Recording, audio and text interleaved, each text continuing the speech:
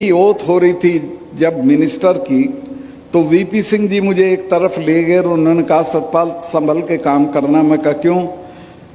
कहने लगे कि बेईमानी करने के बाद प्रधानमंत्रियों से नहीं लड़ा जा सकता और हमें और तुम्हें दोनों को प्रधानमंत्रियों से लड़ना है, लिहाजा पाक साफ रहना है। मैं जो कश्मीर से लौटने के बाद किसानों के लिए बोल दिया बेधड़क, अगर मैं कश्मीर में कुछ कर लेता तो मेरे घर तो ईडी पहुंच जाती है, आज से पहले इनकम टैक्स वाले पहुंच जाते। आज मैं सीना ठोक के कह सकता हूं कि प्रधानमंत्री के पास सारी संस्थाएं हैं, सब कुछ है और मेरी सारी जांच करा लें, मैं इसी तरह बेधड़क रहूंगा चूंकि मेरे पास कुछ नहीं। मैंने कश्मीर में जाने के फौरन बाद 2 फाइलें मेरे सामने आई, एक में तो अंबानी इन्वॉल्व थे और एक में संघ के एक बड़े अफसर हैं वो थे, एक पुराने महबूबा की मिनिस्ट्री के मिनिस्टर थे और जो अपने को प्रधानमंत्री जी के बहुत नज़दीक बताते थे। मुझे सेक्रेटरीज ने दोनों डिपार्टमेंट के बताया साहब इसमें घपला है। मैंने दोनों डील कैंसिल कर दिए। सेक्रेटरीज ने मुझे ये भी बताया कि साहब इसमें 150 करोड़ रुपए आपको मिल सकता है। मैंने कहा मैं तो 5 कुर्ते पजामे लेके आया हूं, ऐसे ही चला जाऊंगा। लेकिन एहतियातन मैंने प्रधानमंत्री जी से वक्त लिया और उनसे मिलने गया और उनको मैंने कहा कि साहब ये फाइल है, ये इसमें घपला है, ये लोग इसमें इन्वॉल्व हैं, ये आपका नाम लेते हैं, आप मुझे बताएं क्या करना है। अगर इसे कैंसिल नहीं करना है तो मैं छोड़ देता हूं, किसी दूसरे को लगा दीजिए मेरी जगह, लेकिन मैं रहूंगा तो इसको होने नहीं दूंगा। मैं इस बात की तारीफ करूंगा प्रधानमंत्री की कि उन्होंने कहा कि नहीं सतपाल, करप्शन पे कोई कॉम्प्रोमाइज नहीं की जरूरत है। मैंने वो किया और कश्मीर में जो इतनी करप्ट स्टेट है कि आप अंदाज ही नहीं लगा सकते हो। सारे देश में कमीशन 5-4% मांगा जाता है, कश्मीर में 15% मांगा जाता है। उस स्टेट में दहशत हो गई और मेरे रहते कोई करप्शन का बड़ा काम नहीं हुआ। आते आते मैंने वहाँ एक, आप देखते होंगे आजकल प्रेस में और टीवी में, उसको रोशनी एक्ट कहते थे। फारूक अब्दुल्ला वो एक्ट लाए थे कि ये सरकारी ज़मीनें हैं, इनको हम ठीक ठाक दाम पे दे देंगे और इससे जो रुपया मिलेगा उससे बिजली की हालत सुधारेंगे। बिजली की हालत तो सुधरी नहीं। कई एकड़ का प्लॉट फारूक अब्दुल्ला को मिल गया, उनके बेटे को मिल गया, महबूबा को मिल गया। मुझे लोगों ने जब शिकायत की, मैंने पता कराया तो उन्होंने कहा जी बिल्कुल ऐसे ही है। मैंने वो सारा कैंसिल कर दिया और उसकी जांच बिठा दी। अब वो वहाँ जांच भी सरकारी संस्थाएं करती हैं, वो भी डरते हैं कि कल कोई आ जाएंगे। तो वहाँ बहुत अच्छी एक लेडी जज चली गई थी, तो मैं उन लोगों को कहा कि तुम जज साहब के पास चले जाओ। तो वो हाई कोर्ट में चले गए और मिसेज मित्तल करके, मिसेज नहीं थी, शादी नहीं हुई थी, इनकी मित्तल थी, उन्होंने ये पूरा मामला सीबीआई को पकड़ा दिया। अब सब नेताओं के बंगले कैंसिल हो गए हैं, सबकी ज़मीनें कैंसिल हो गई हैं और मैंने चीफ उसको अपने कमिश्नर को कहा जम्मू के कि जम्मू के आसपास जितनी सरकारी ज़मीनें हैं उसका सर्वे करो। उसने मुझे बताया साहब ये तो बहुत ज़मीन पड़ी है खाली, लेकिन ये तो आपके हटते ही कब्जा कर लेंगे लोग इस पर। मैं क्यों? कहने ले महबूबा के आदमी को तो देर ही नहीं लगती कब्जा करने में, वो तो एक खूंटा गाड़ के भैंस बांध देता है और कहता मेरी ज़मीन है। ऐसे ही ये कर लेगा फारूक अब्दुल्ला। तो मैंने कहा क्या करूं? कहने लगे साहब इसको कर दो। मैं कहा मैं इसको बांटने का नहीं हूं, ना मैं इसको बेचने का हूं। आप एक काम करो, मेरे यहाँ 3 कोर हैं आर्मी की, 3 लेफ्टिनेंट जनरल पढ़ते थे कश्मीर के, इन तीनों को बुला के उन सबों को ये ज़मीन दे दो।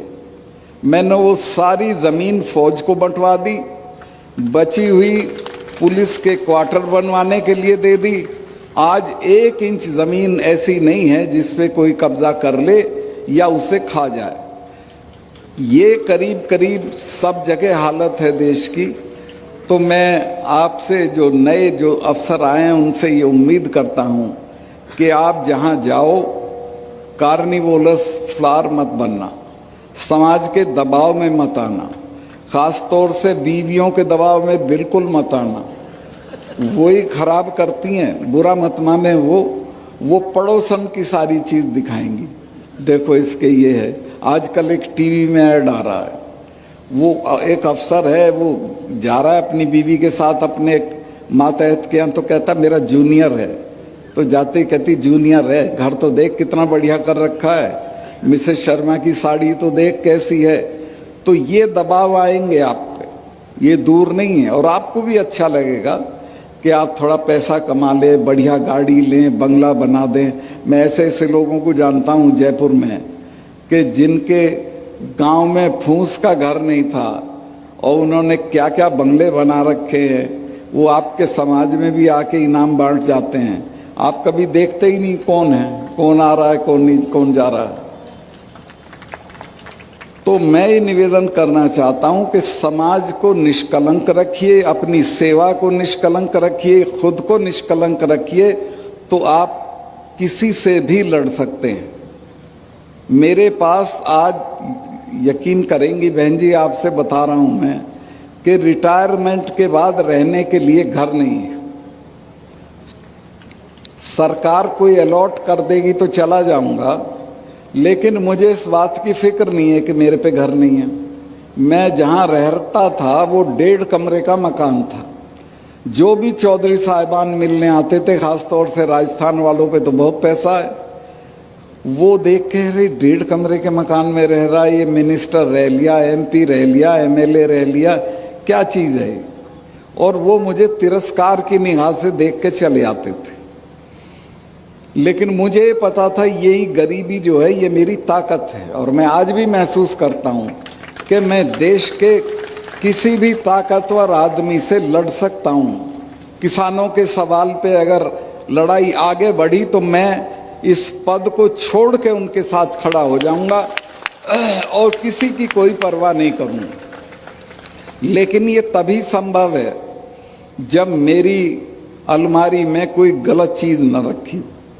ये मैं श्योर हूँ, ये मैं आश्वस्त हूँ, ये मैं जानता हूँ कि मैंने कोई भी गलत काम, यहाँ भी मेरे 2 एक रिश्तेदार बैठे हैं इस सभा में, वो गए कश्मीर भी गए थे, वो लोग बड़े बड़े प्रपोजल्स लेके जाते थे। मैंने किसी की फली नहीं फोड़ी, कुछ नहीं किया और मैंने कहा कि जेल मुझे काटनी है कि आपको काटनी, ये अपना घर ले जाओ, सारी दुनिया पड़ी वहाँ कर लो, मैं कुछ नहीं करूँगा। तो मैं जो नए लोग चुने गए हैं उनसे ये चाहूँगा कि वो अपने मानदंड कायम करें, ईमानदारी के, निष्ठा के, अपने समाज के लिए कमिटमेंट के, और अपने समाज को आगे बढ़ाएं। ये जो संस्थाएं हैं जैसी चला रहे हैं, इनमें जो योगदान हो सके वो दें, क्योंकि यहीं से हमारे बच्चे निकलेंगे और वो आगे बढ़ेंगे।